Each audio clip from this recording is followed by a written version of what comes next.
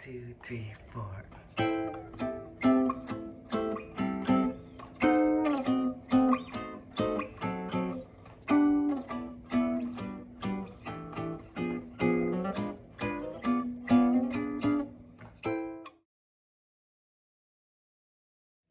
Hey everybody, thanks for joining me on this quick chord melody lick. This is number 17. I hope you've been checking out my series, Quick Chord Melody Licks, where I share a lot of my favorite hacks and licks. So this one is a 2, 5, 1, 6. Now typically 2 is minor, the 5 is dominant, the 1 is major. If we're in a major key, we're assuming we're in a major key, and the 6 is minor. But in this case, I'm turning the 6 into dominant. That's very common, to turn the 6 to dominant. Basically, you can think of it as 1, 6, 2, 5, except I'm starting on the 2 chord. Again, this is pretty common in a lot of tunes where the phrase starts on a 2 and it goes 2, 5, 1, and then the 6, and then it goes to the back to the 2. So we're in the key of G, and I'm doing A. I'm just breaking this down for you. A minor 7. These are inversions. A minor 7. A minor 7. Actually, it's A minor. Here's A minor 7. But I'm doing this hack, the magic chord hack. Magic shape is what I call it. It's generally just stacked fourths. You can use it on a major chord or minor chord. You can even use it on a dominant chord, but right now, let's just call it A minor 11. I'll put the A in the bass. We have A, D, G, and C. We actually have the 3 in there. We're just omitting the 5th, and that's fine. A minor 7. So those are the shapes that I'm using to create kind of an arpeggio figure.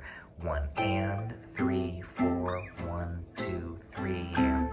Okay, I'm kind of swinging it here. Of course, 1, 2, 3, 4, 1 and 3, 4, 1, 2, 3, and. Okay, and I'm just using my nails. I'm plucking all the things. You can strum it too, whatever you want. Okay, if you want, it doesn't matter. You can use a pick too. Okay, so the next chord is a D7 chord, and I put D7 flat 9, and that basically kind of says use diminished sub because it creates a flat 9 when you substitute a diminished 7 chord. Hopefully you know that trick by now. If you don't, please check out my previous lessons and videos all on the diminished substitution concept. I have plenty of them on Patreon. So of course here's D7, here's D7 flat 9, and you just slide it around every 3 frets. So I omitted that root. Replace it half step higher with a flat 9, and that creates a dim 7. And we love it because it sounds cool, it sounds dark, and not only that, it's symmetrical. You don't have to think about those inversion shapes. You just slide it around every 3 frets. Here's what it sounds like so far. 3, 4, 1, and 3, 4, 1, 2, 3, and. See the dim? Isn't that nice? You just slide that guy around. You don't have to think about what shape do I have to use. That's generally the harder part about thinking about all those inversions. So it's nice when you have that dim 7 shape to be able to just slide the same shape. Okay, now the 1 chord. We're in the key of G, so I'm using G major 7. I love that shape. G6 9, that's my hack here. Here's G6 9 with the bass. So there's actually no root when you do this magic shape again. Here's G major 7. Okay, but I'm doing this. So we have the 3, the 6, the 9, and the 5. Again, no root. And then just a G major 7, and then G6 9 here. This one's interesting because we have the root on the top, the 5th, the 6, sorry, the 9 and the 6, but we don't have a 3rd. So it's just kind of implied. It can actually be a minor for that. We know it could be the 3rds here. It could even be minor. Experiment with that. But we're only using the top 4 strings. Again, it's kind of ambiguous with these stacked 4ths. So check it out. And again, the reason why I'm sharing this, because this makes a good exercise. Just G major, quote, 7, even though we have these 6 9s. It's a G major sound. And I do have videos on this previously. The magic shape is what I demonstrate this on.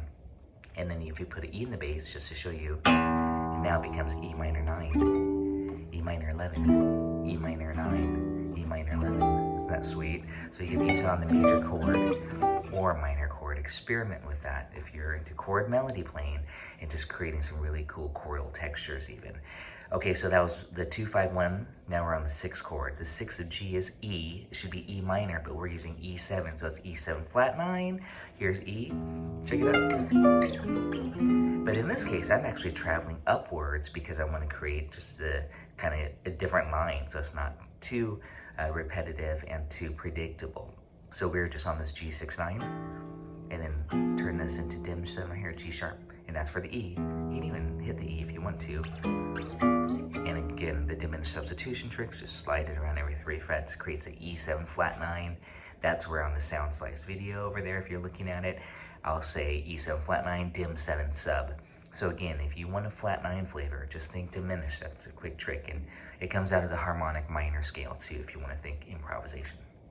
So here, you can do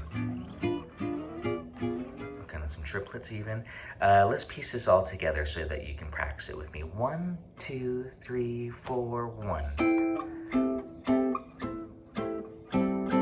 1 and 3, 4, 1, 2, 3, and 1 and 3, 4, 1, 2, 3, and 3, 4, 1, 2, 3, and 1 again.